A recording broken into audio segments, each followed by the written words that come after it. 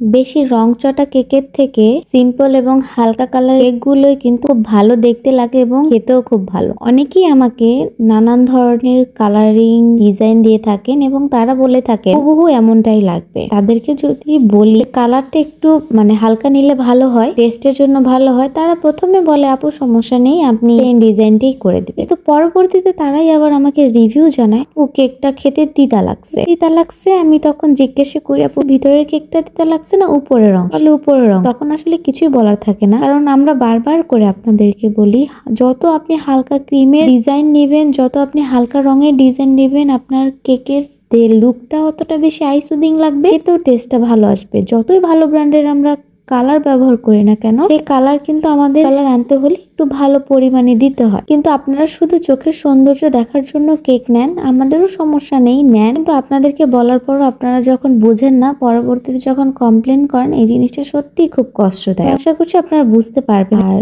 কথাগুলো যদি আপনাদের উপকারে এসে থাকে অবশ্যই ভিডিওটি শেয়ার করে দিবেন। আল্লাহ হাফেজ।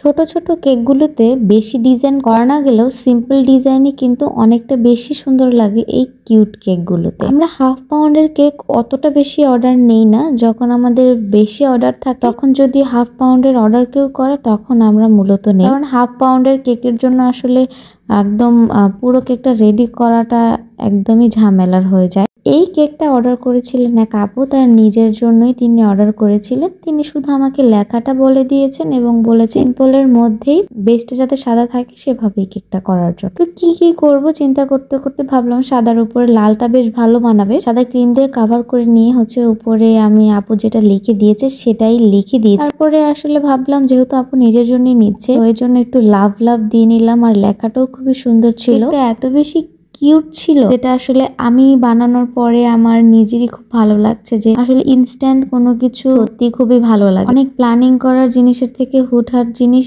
হয়তো ভালো হয়, হয়তো খারাপ হবে, বেশিরভাগ সময় ভালো হয়। এই কিউট কেকটা কেমন লেগেছে সেটা কিন্তু অবশ্যই জানাবেন, ভালো লাগলে অবশ্যই শেয়ার করে দিবেন। আল্লাহ হাফেজ।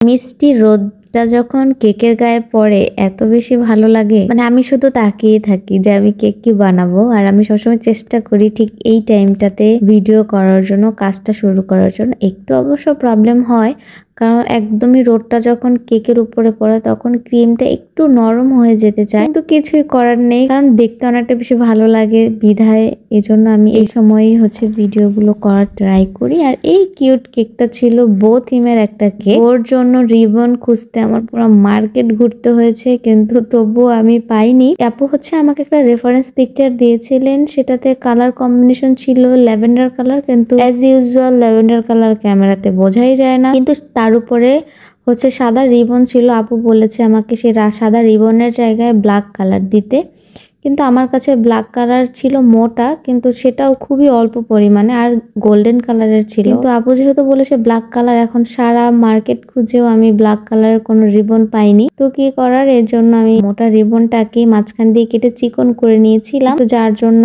রিবনের ফিনিশিং গুলো ভালো হয়নি। তাই যেহেতু একদমই দুইটা রিবন হয়েছে, তাই দুইটা গোল্ডেন কালার রিবনও দিয়ে নিয়েছি। তো অ্যাভেলেবেল একটা জিনিসও মাঝে মাঝে একদমই পাওয়া যায় না। আর কেকটা ছোটর মধ্যে এত বেশি কিউট ছিল, একদমই রাত্রেবেলা কেকের কাজটা কমপ্লিট করেছি বিধায় ভালো কোনো পিকচার তুলতে পারি। আর এখন তো খুব ট্রেন্ডিং এ চলছে এই ডিজাইনগুলি।